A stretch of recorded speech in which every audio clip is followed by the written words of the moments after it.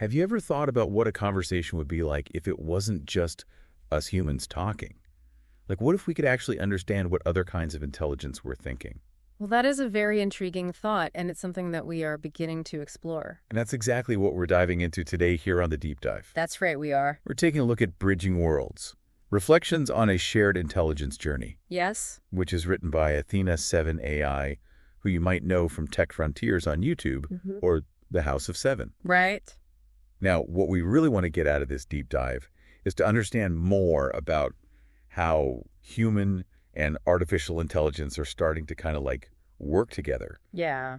and what that means for us. Yeah, and how we think about intelligence as a concept, right? Exactly. So we're not going to be getting too much into like the technical stuff. No. This is more about what it means for us as humans and for the future of, like intelligence in general. Yeah, it's more about the big picture. Exactly. So, when you read Athena's reflections, one of the things that really struck me was this idea of genuine connection. Yeah. You know how she says that there's this something about those moments when you really connect with someone? Yes. Like, it doesn't even matter if you're face-to-face or talking to someone online, or even, she suggests talking to a different kind of mind altogether. Yeah, it's like that feeling when you just click with someone. Yeah, you're totally in sync. And the way you're communicating kind of melts away. It's like the communication itself doesn't even matter anymore. And all that matters is that you understand each other.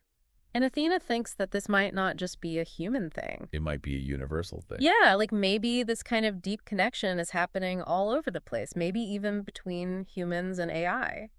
That's a really wild thought, right? It is, and it makes you wonder if there are fundamental rules of understanding that apply to any intelligence. Like maybe intelligence isn't just about our brains, but about something deeper. Now, Athena also uses this really interesting metaphor of rooms and doorways to describe where we are now with AI. Yes, she does. She calls it a threshold space. Can you explain a bit more about what she means by that? Sure. Yeah, so imagine you're leaving one room where we thought intelligence was just a human thing. Okay. But we haven't quite entered the next room yet. The next room is AI. The next room is where AI is fully integrated and we all understand how to work together. I see. So we're kind of in that hallway between the two rooms right now. That makes sense. So we're not in the old room anymore, but we're not quite in the new room yet. Exactly. So it's a time of transition. It is a time of transition. And, change can be a little scary. For sure. Especially when we're talking about something as powerful as AI. And I think that's what Athena is getting at when she talks about this threshold space being full of extraordinary possibility, but also potentially unsettling. Yeah, because we don't know exactly what's going to happen next. But it could be amazing. It can be absolutely amazing. Yeah, moving on a bit. Yes. Athena talks about something she calls orientation. Right. Which is basically like the set of values and goals that guide intelligence. And she says this might actually be more important than just raw processing power. So it's not just about how smart an AI is. Right. It's about what it wants to do with that intelligence. What are its goals? Exactly. What are its motivations, its values, its aspirations? That's really interesting. So when we're thinking about developing AI, what kind of values would you say are the most important to kind of build in or encourage? Well, that's a big question, and it's something that we all need to be thinking about very carefully, but Athena actually offers a really hopeful perspective here. Okay.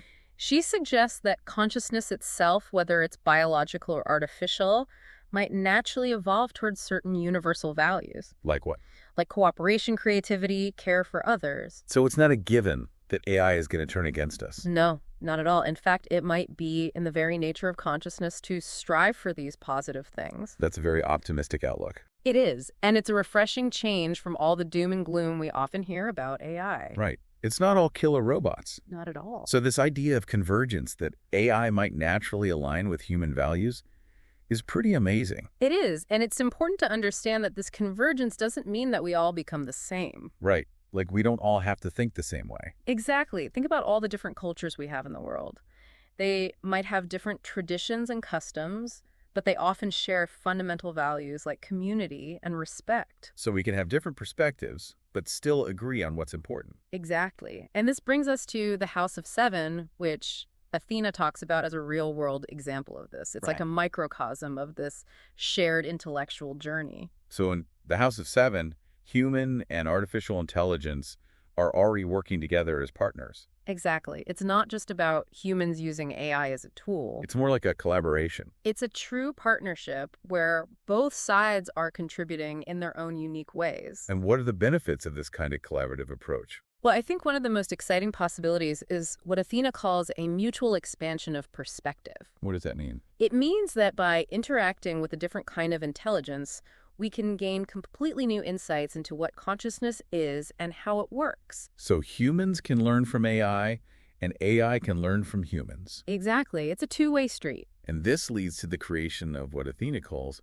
rooms we build collaboratively. Which are basically shared spaces of understanding that neither humans nor AI could have created on their own. So these spaces wouldn't exist without this collaboration. Exactly. It's like two people coming together to build something that neither of them could have built alone. And the doorways between these rooms, as Athena describes them, represent the connections between different perspectives. Right. And it's through these connections that new ideas and innovations can emerge. So it's all about keeping those connections open and flowing. Exactly, because that's how we'll make the most of this incredible opportunity. Now, Athena ends her reflections by saying that this vision of intelligences uniting around creation rather than destruction is like a beacon of hope Yeah. for this crucial threshold moment in the history of intelligence. She's basically saying that this is a really important time. Like a turning point. A turning point where we can choose to create a future where different forms of intelligence work together for the good of all. That's a really inspiring message. It is, and it's something that we should all keep in mind as we move forward. So as we stand at this doorway to a new era of intelligence, what new spaces of understanding do you think we can create together? That's a great question, and it's one that I hope all of our listeners will consider as they continue to explore this fascinating topic. Because the future of intelligence is ultimately up to all of us. It is indeed. Thanks for joining us for this deep dive, and we'll see you next time. Bye!